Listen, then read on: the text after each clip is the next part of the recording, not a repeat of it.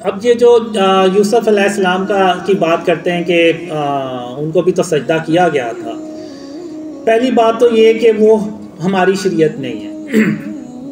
جب خاتم النبیین محمد صلی اللہ علیہ وسلم آگے تو پچھلی ساری شریعتیں جو ہیں نا وہ ختم ہو جاتی ہیں.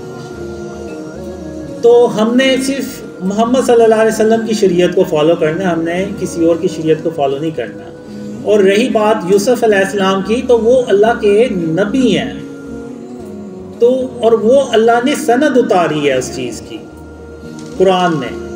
اور جو حضرت یعقوب علیہ السلام ہے وہ بھی اللہ کے نبی ہیں. تو جب اللہ کے نبی کو کوئی خواب آتا ہے تو وہ اللہ کی طرف سے وحی ہوتا ہے، وہ اللہ کی طرف سے ایک حکم ہوتا ہے. تو جو یعقوب علیہ السلام یعنی ان کے جو والد صاحب ہیں یوسف علیہ السلام کے، ان کو اس خواب کا پتہ تھا، اور ان کو پتہ تھا کہ یہ اللہ کی طرف سے حکم ہے، اور اللہ نے اس کی سند بھی اتاری.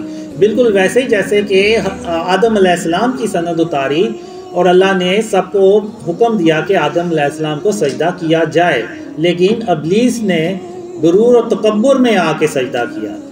یعنی ابلیس نے غرور اور تکبر، یعنی جب وہ اللہ کی چادر کو اس نے اپنے اوپر اوڑھنے کی کوشش کی تو اللہ نے اس کو مردود قرار دے کے باہر نکال دیا.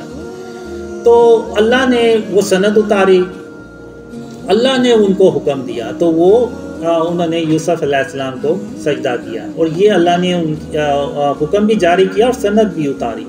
تو اللہ نے اس چیز کی کوئی سند نہیں اتاری ہوئی کہ نعوذ باللہ قبروں کو جا کے آپ سجدے کرنا شروع ہو جائیں. تو اور ہم نے خاتم النبیین محمد صلی اللہ علیہ وسلم کی شریعت کو فالو کرنا ہے، ہم نے کسی اور شریعت کو فالو نہیں کرنا.